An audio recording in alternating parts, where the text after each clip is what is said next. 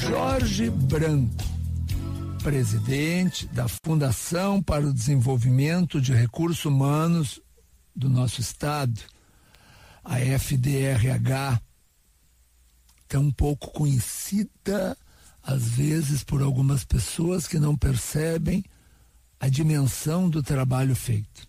Jorge, boa noite, bem-vindo à Educação na Guaíba. Boa noite, professor Enio Kaufmann. É um prazer estar aqui novamente no seu programa Educação na Guaíba. É um privilégio. Queria lhe cumprimentar pela dedicação a esse programa, ao tema da educação, que é muito importante. Um único programa dedicado a distribuir, a ofertar opiniões e informações reais sobre a educação no Rio Grande do Sul. Uma importância ímpar. Eu tenho muito orgulho de pertencer à Rádio Guaíba, porque a maneira como a Rádio Guaíba, eu faço questão de te dizer isso, e de dizer de público isso, a maneira como a Rádio Guaíba comprou a ideia de um programa sobre educação, e nós já estamos no ar há mais de 1 ano e meio, um programa diário sobre educação, não uma manchete, não uma espuma, estamos interessados em educação, não, diariamente, todas as noites, se trata de educação. E o mérito tem que ser dividido com a direção da rádio, que comprou essa ideia e tem apoiado Sem tanto. dúvida, e é muito importante porque é uma das fontes que a sociedade, que nós todos temos, porque para ouvir aspectos negativos ou denúncias tem em tudo que é lugar. É verdade. Agora, ideias, iniciativas, boas práticas, críticas, debater más ideias, mas também poder compará-las a boas práticas, isso é fundamental, porque não tem saída para a educação se não for aprofundando o debate sobre ela. A rede escola de governo. Bom, como é essa coisa de criar uma escola de governo para ensinar o pessoal a governar, na verdade, eu, leigo, enxergo assim, a ideia de termos funcionários públicos mais qualificados. Sem dúvida. Nós iniciamos esse programa já no 1º dia de janeiro de 2011, a partir da posse do governador Tarso Genro, que nos convidou para assumir a FDRH com esta missão.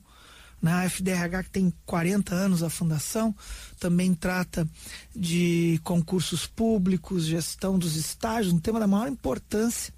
Então, ela está totalmente focada, envolvida o desenvolvimento dos recursos humanos, da capacidade inventiva do servidor. Mas, com a escola de governo, com este programa, assumiu um outro patamar. Trata-se de um programa cujo o objetivo é aperfeiçoar e desenvolver as técnicas, meios, ferramentas, conhecimento para o desenvolvimento do serviço público. Então nós aproveitamos o conhecimento que já existe nos servidores, mas também fomos buscar, e por isso chamamos de rede escola de governo, fomos buscar nas universidades gaúchas também essa sinergia, essa articulação com o serviço público. Quer dizer, não é simplesmente uma iniciativa do governo feita só por funcionários do governo. Não, ao contrário. Ela é inédita no país, e inédita em 2 aspectos. Primeiro, porque se transformou o tema da formação dos servidores públicos numa política pública. E eu queria explicar. Não se trata apenas de fazer um ou outro curso para uma ou outra carreira. Não é algo eventual. Não é algo eventual. Vamos aperfeiçoar os analistas de tal ou secretaria. Focado. Tem uma carreira, quando ingressa, faz serviço público, aí faz a formação e encerra. Não.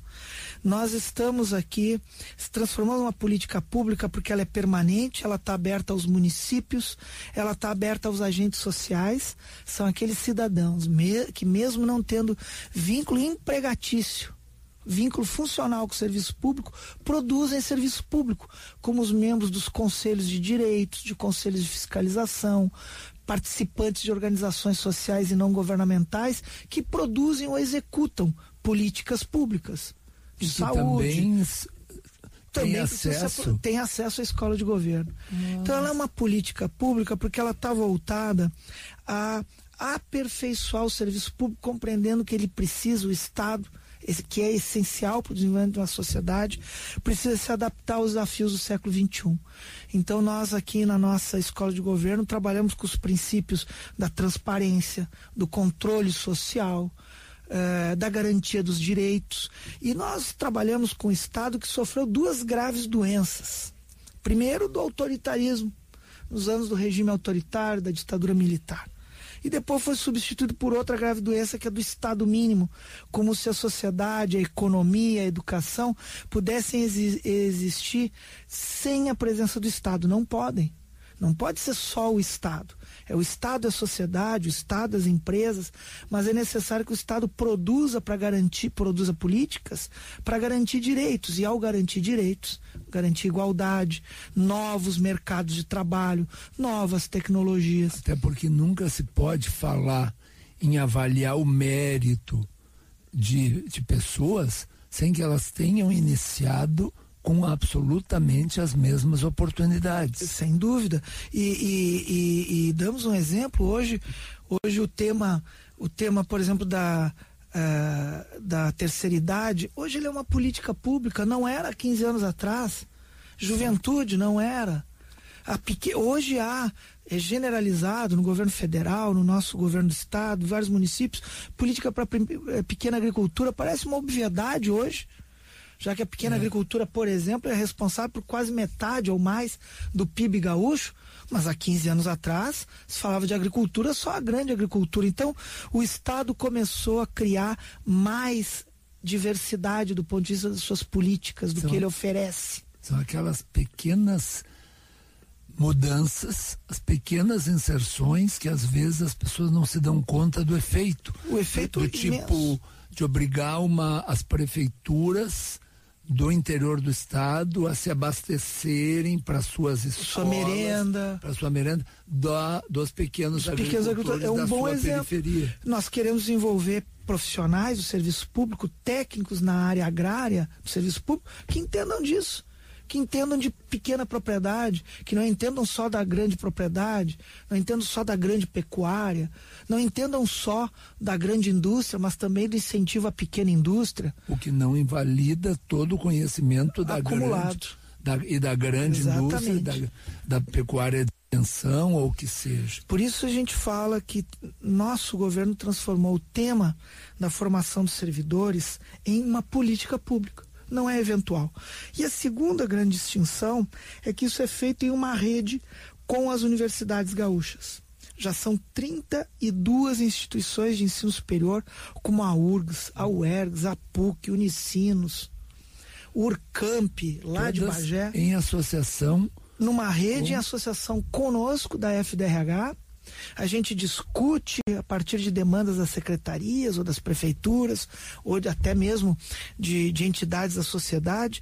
A gente discute o plano político pedagógico, desenvolve cursos de especialização, cursos de extensão, presenciais e à distância. Vamos fazer o seguinte, eu acho fascinante essa ideia dessa associação, de que a Fundação de Desenvolvimento de Recursos Humanos do Estado se associa a uma universidade para responder uma demanda. Vamos mastigar um pouquinho mais isso para o ouvinte entender a dinâmica do surgimento disso. Vamos fazer isso depois do intervalo, claro. Combinado?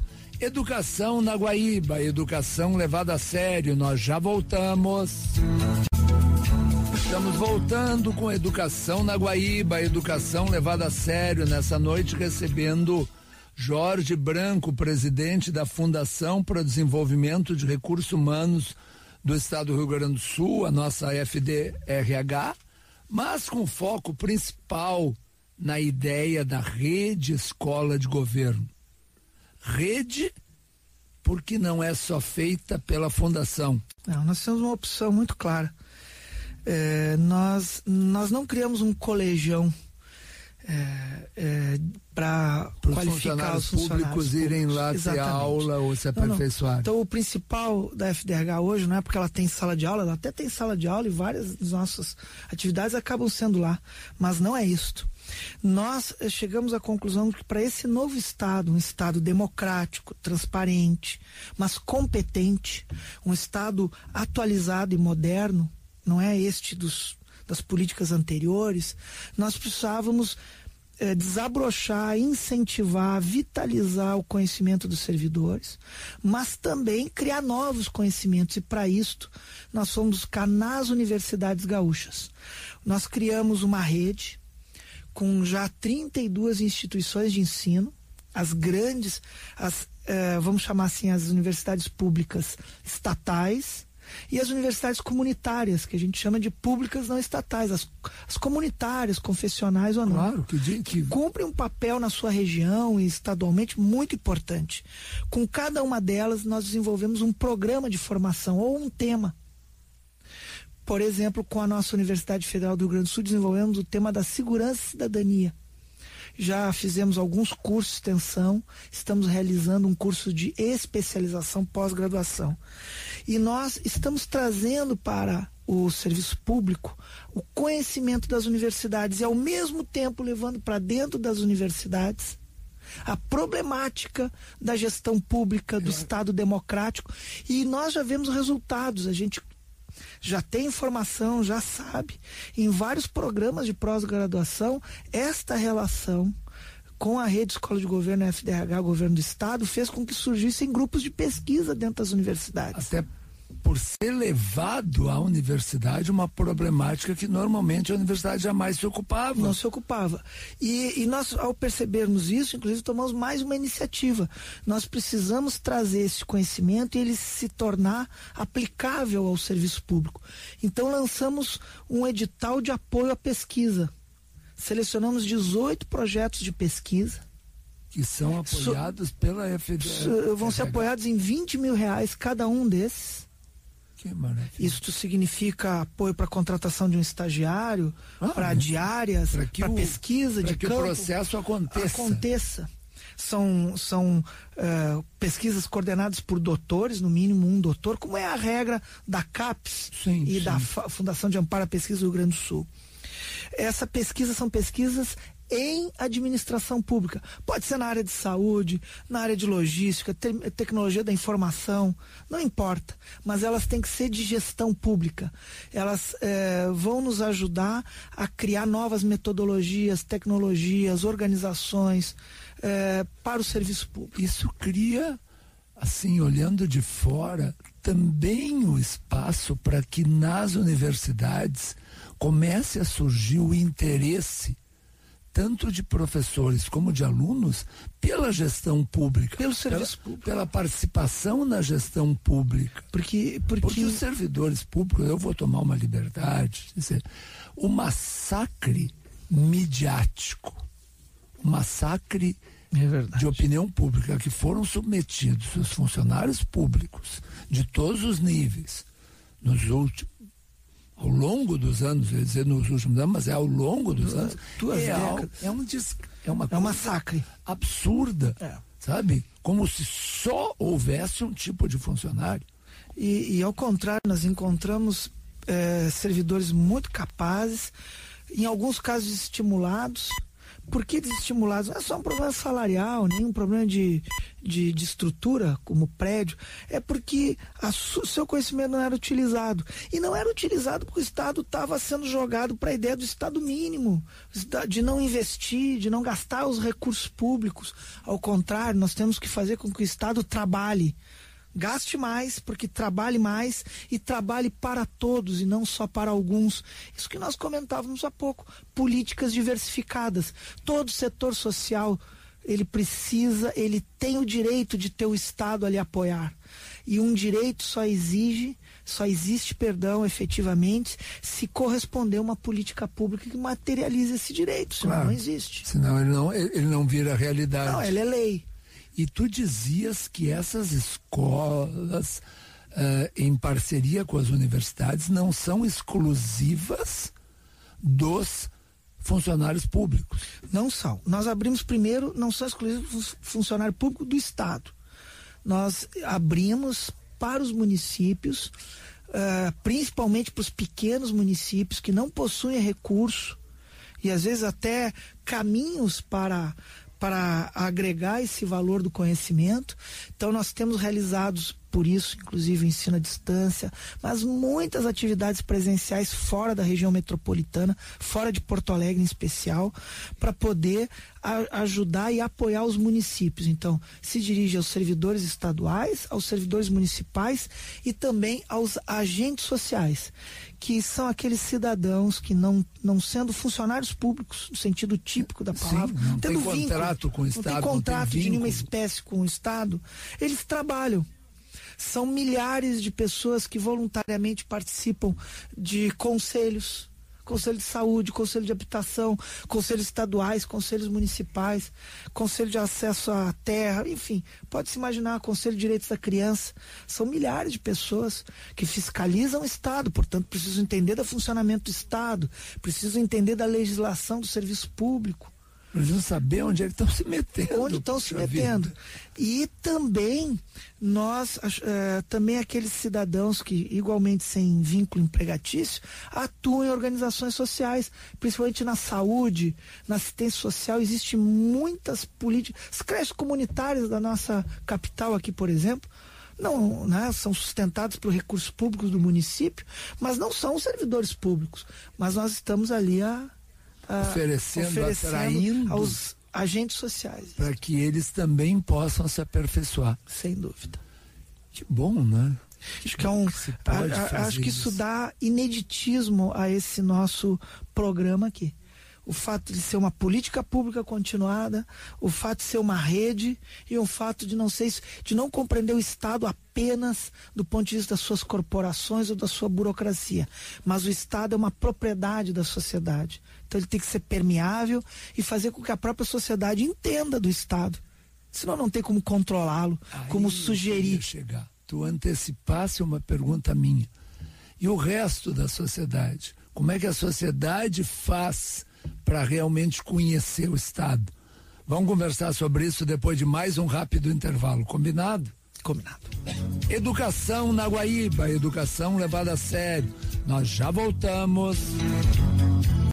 Estamos voltando com Educação na Guaíba, educação levada a sério. Nessa noite conversando com o sociólogo Jorge Branco, presidente da FDRH, Fundação para o Desenvolvimento dos Recursos Humanos do Estado do Rio Grande do Sul, e que é responsável pela Rede Escola de Governo, e que o Jorge vem nos falando ao longo dos 2 blocos anteriores da oportunidade não só para os funcionários do Estado diretamente, mas todos aqueles ligados de alguma maneira ao funcionamento da máquina pública.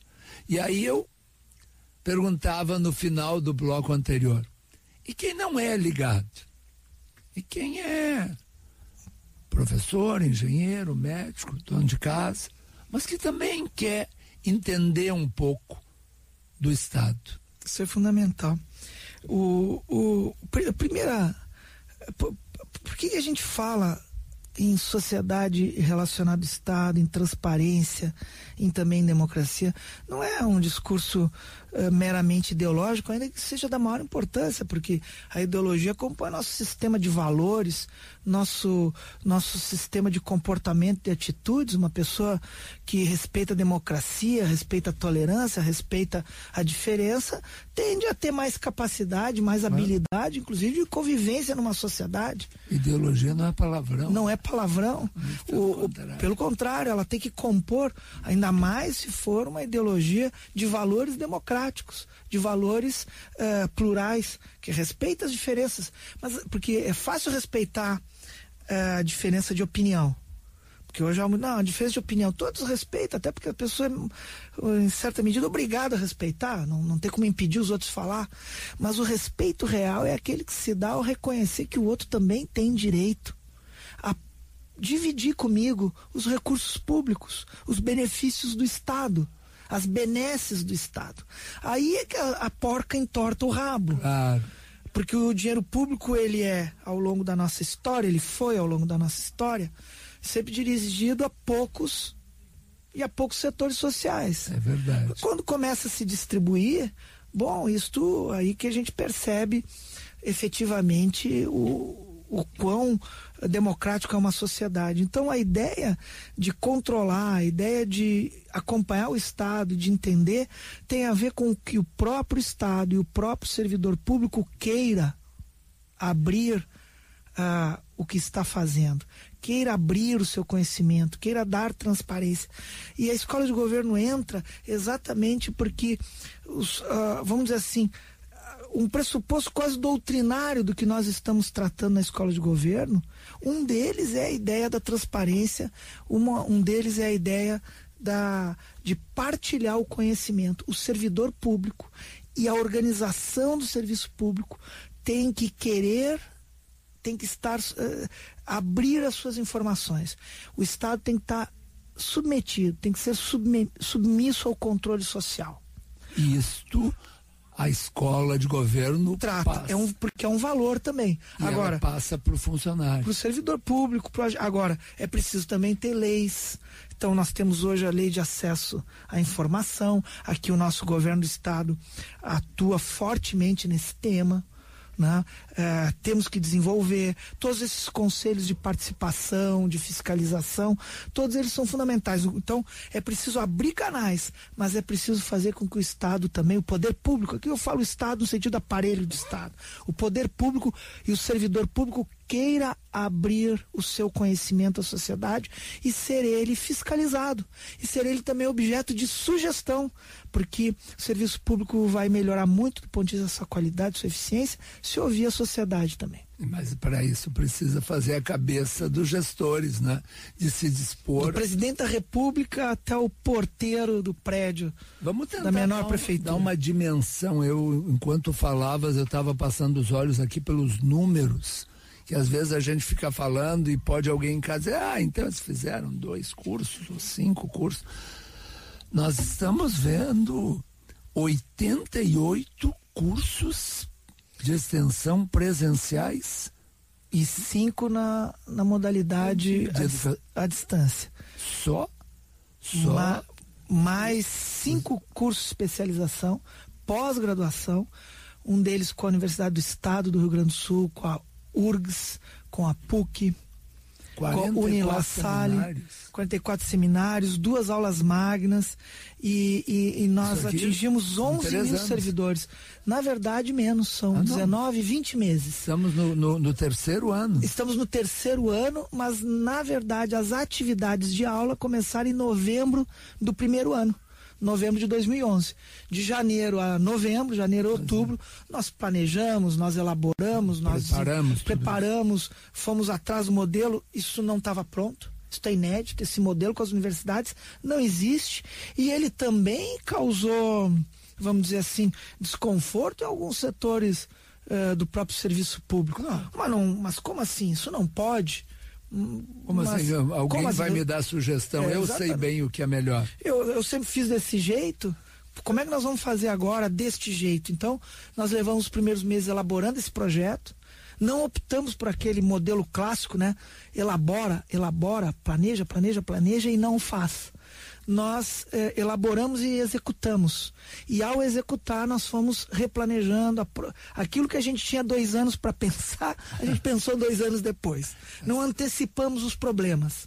Mas mesmo assim, levamos esse primeiro ano no processo elaborativo e principalmente, nós também tivemos, não foi difícil, mas nós fomos universidade por universidade, instituição de ensino por instituição de ensino, apresentando o projeto e convencendo esses parceiros a estar conosco, o que era também uma novidade para essas universidades. Sim, eu imagino a surpresa deles quando vocês tentando entrar em contato para fazer uma coisa que absolutamente não existia. Hoje eu vou conversar com os reitores, os professores, hoje passa aqui na minha cabeça, acabo que eu não digo, é um segredo só entre nós, professor.